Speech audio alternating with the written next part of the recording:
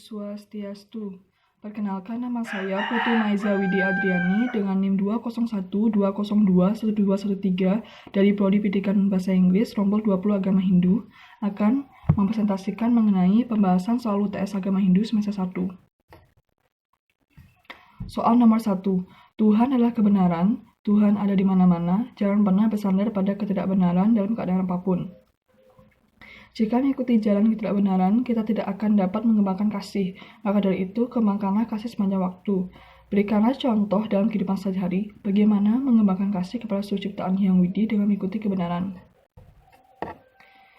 Jawabannya yaitu, dengan cara selalu berbuat kebaikan kepada semua makhluk ciptaan Tuhan, menebarkan cinta kasih kepada semua makhluk ciptaan beliau, menyayangi orang tua dan keluarga, selain tolong-menolong antar sesama, mengunjungi panti asuhan dan panti jompo, menolong orang lain yang terkena musibah atau menolong orang lain yang memerlukan bantuan dengan tulus ikhlas, tidak melakukan kekerasan terhadap hewan, serta memelihara hewan di rumah seperti kucing atau anjing, dan merawat tanaman dengan baik, menyiram dan memberinya pupuk. Soal nomor 2. Dengan mengucapkan mantra yang benar dan berulang-ulang akan membawa ketenangan pikiran. Jelaskan mengapa hal itu bisa terjadi. Karena dengan mengucapkan mantra doa secara berulang-ulang, maka dapat menghasilkan energi positif untuk tubuh kita yang dapat membuat pikiran jadi tenang dan fokus. Oleh karena itu, japa mantra ini patut dilakukan untuk setiap orang yang ingin meditasi dan mendekatkan diri kepada Sang Hyang Widi. Soal nomor 3. Berikan contoh pengalaman hidup yang pernah Anda alami yang ada hubungannya dengan renungan berikut. Apapun perbuatan yang kau lakukan, engkau akan menuai hasil yang sepadan.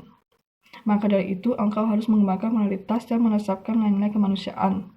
Ketika makanan menjadi basi, tidak ada gunanya menyimpan makanan tersebut, karena ia akan menjadi semakin basi. Engkau mungkin saja bisa menyembunyikan dosa-dosamu dari masyarakat, namun engkau tidak akan dapat menyembunyikan apapun dari Tuhan. Pengalaman hidup yang pernah saya alami yang ada hubungannya dengan renungan tersebut yaitu, dulu saat SMA, saya pernah berbohong kepada orang tua saya kalau saya pergi ke rumah mbah saya. Tetapi saya malah pergi ke rumah teman saya yang tinggal di Jalan Satelit sampai larut malam. Dan orang tua saya akhirnya menelpon kakek saya, lalu kakek saya menjawab kalau saya tidak ada di rumahnya. Kemudian setelah saya pulang ke rumah, saya dimarahi oleh kedua orang tua saya karena telah berkata bohong. Dan akhirnya saya mengakuinya kalau saya pergi ke rumah teman saya untuk menonton film, bukan pergi ke rumah mbah saya.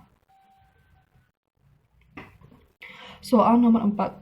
Sebelum meditasi, cucilah muka, tangan, serta kaki atau Anda mandi untuk membersihkan badan dari kotoran, sekaligus membuat badan menjadi segar.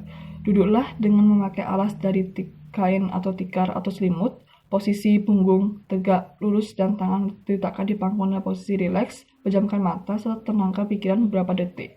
Setelah itu, ucapkan mantra. Jelaskan masing-masing tahap tersebut.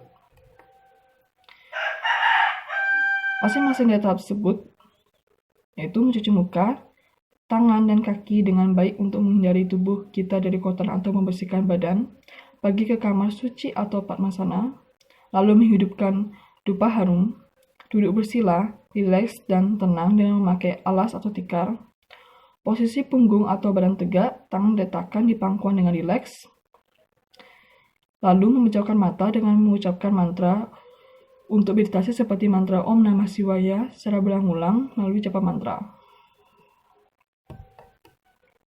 Soal nomor 5. Jelaskan hubungan antara yoga Surya Namaskar dengan keseh pranayama. Berikan contoh pranayama yang cocok untuk asana tersebut, badan dan pikiran, dan gambarkan rangkaian yoga Surya Namaskar yang Anda ketahui dan apa maknanya. Hubungan antara yoga Surya Namaskar dengan keseh pranayama yaitu berhubungan erat satu sama lain, karena dapat membawa keseimbangan kondisi rohani dan jasmani dengan mengakibatkan ketenangan batin dan fisik. Contoh pranayama yang cocok untuk asanas yaitu Anuloma Viloma Pranayama, dan pranayama yang cocok untuk badan atau memusatkan pikiran yaitu Dirga Pranayama. Berikut adalah gambar rangkaian yoga Surya Namaskar. Sikap pranamasana yang memiliki makna untuk relaksasi dan memperbaiki postur tubuh. Gerakan uttanasana untuk melatih kekuatan lengan dan meningkatkan kelenturan tubuh. Gerakan padasana yang bermakna untuk memperbaiki pencernaan, menurunkan tekanan darah. Posisi Aswa Sancaranasana yang bermakna mengurangi sakit punggung, menentukan tulang belakang dan tulang leher. Posisi Dandasana yang bermakna memperkuat otot lengan dan punggung.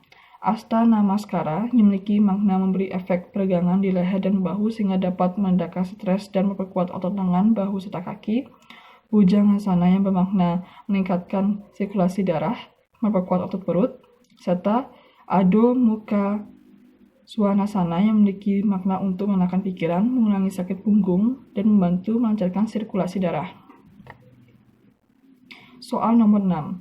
Ida Sang Yang Widiwasa bersifat Wiyapi Wiyapaka, ada di mana-mana. Jelaskan bagaimana Anda dapat membuktikan bahwa Tuhan itu ada di mana-mana.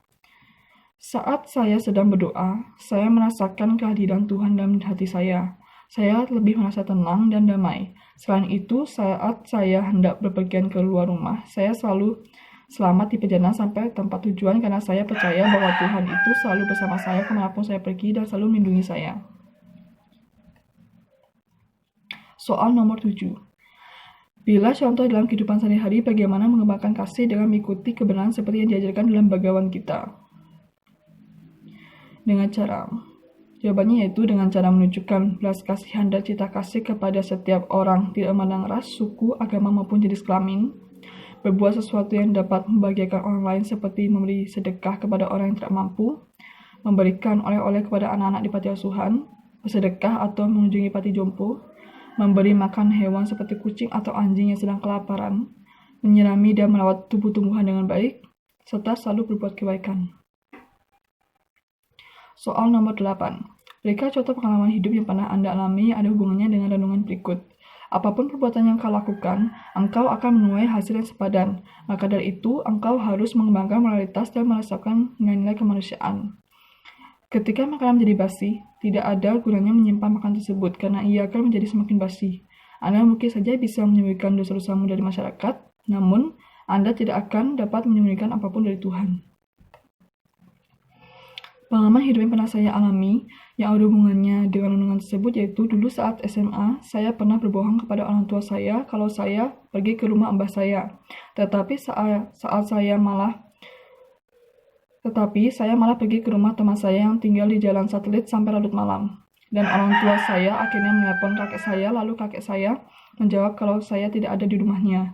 Kemudian setelah saya pulang ke rumah, saya dimarahi oleh kedua orang tua saya karena telah berkata bohong dan akhirnya saya mengakuinya kalau saya pergi ke rumah teman untuk nonton film, bukan pergi ke rumah mbah saya. Soal nomor 9.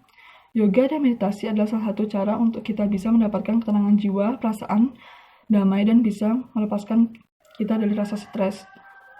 Yoga dan meditasi bisa dilakukan oleh semua agama, bukan cuma untuk pemeluk agama Hindu. Karena sebenarnya yang dilakukan pada saat kita melakukan meditasi yoga adalah menenangkan pikiran, pusatan pikiran, dan pengaturan nafas. Jelaskan mengapa yoga asana penting untuk meditasi. Yoga asanas penting untuk meditasi karena dalam masing-masing gerakan yang terdapat dalam yoga asanas dapat memberikan manfaat positif bagi tubuh yang dapat membuat Anda lebih berkonsentrasi dan mengatur nafas dengan baik.